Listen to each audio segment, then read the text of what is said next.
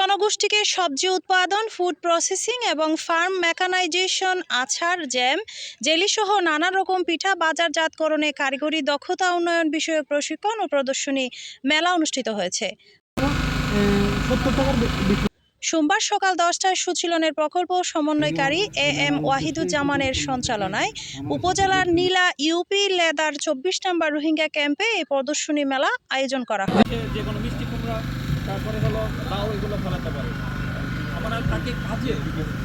এতে বিভিন্ন উপকরণ দিয়ে সহযোগিতা করেন সুচিলন সংস্থা এবং হোস্ট কমিউনিটিকে মেলার মাধ্যমে সম্পৃক্ত করে।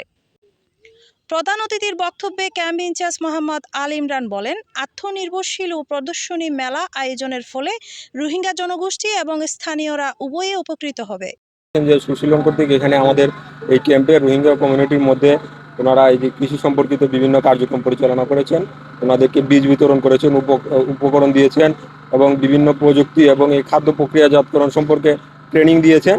তো আমরা আশা করব আমাদের এখানে যে খাদ্যটি উৎপাদন হচ্ছে এবং প্রক্রিয়াকরণ হচ্ছে, এটার সাথে বাজারের একটা লিঙ্কেজ কীভাবে করা যায় সেটা নিয়ে ওনারা কাজ করছেন। যদি সফলভাবে লিঙ্কেজটা হয় তাহলে আমি আশা করব আমাদের এখানে রোহিঙ্গা কমিউনিটিরা অনেক উপকৃত হবে।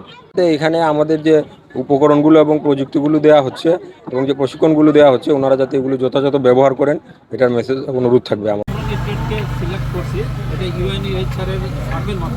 এ সময় আরও উপস্থিত ছিলেন জাতিসংঘ খাদ্য ও কৃষি সংস্থার প্রতিনিধি মং বা মারমা, সুচিলন খুলনা প্রধান কার্যালয়ের পরিচালক কর্মসূচি মোহাম্মদ রফিকুল হক, সুচিলন সংস্থার প্রকল্প কর্মকর্তা Ashis Kumar Majumdar, market development officer Mohammad Hussain Ali, monitoring ও database officer Sayed Arman, Ulushamuri aggregation সেন্টারের ম্যানেজিং কমিটির সভাপতি দিদারুল ইসলাম, সুচিলনের FA রেজাউল করিম, 24 নম্বর রোহিঙ্গা ক্যাম্পের CMA মোহাম্মদ খায়রুজ্জামান সহ প্রকল্পে অংশগ্রহণকারী শত শত নারী পুরুষেরা। মেলায় উপস্থিত রোহিঙ্গারা নানা অনুভূতির কথা তুলে ধরে প্রকল্প বিষয় ও প্রকল্পের বিভিন্ন কার্যক্রম নিয়ে আলোচনা করেন এবং বিভিন্ন নির্দেশনা ও পরামর্শ দেন। 30 জন ভাই এদের ট্রেনিং করছি বেশি সুন্দর করে দিয়ে আমরা ফরমাত দিলেও মোতাবেক ট্রেনিং মোতাবেক ওরা লাগাই আরে খাইবে মূলে আশা করি। বহুত দিন গেলাম, A5 গেলাম, A9 গেলাম, A11 গেলাম।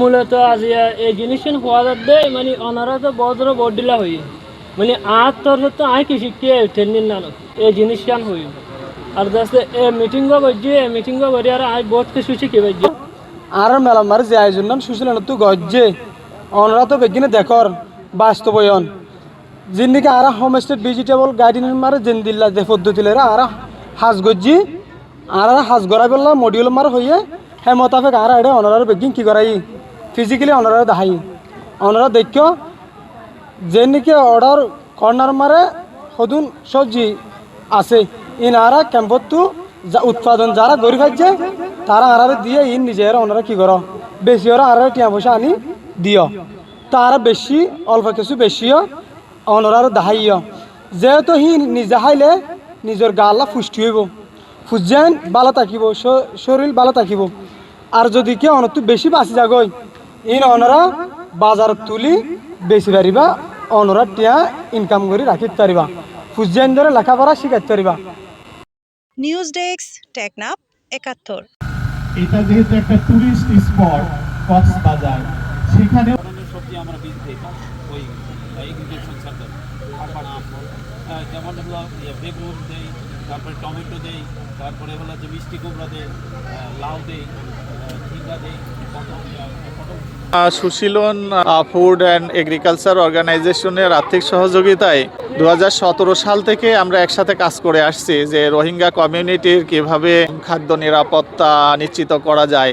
তারই ধারাবাহিকতায় 2023 সালের নভেম্বর মাসে এগ্রো ফুড সিস্টেম প্রজেক্টটা আমরা শুরু করি।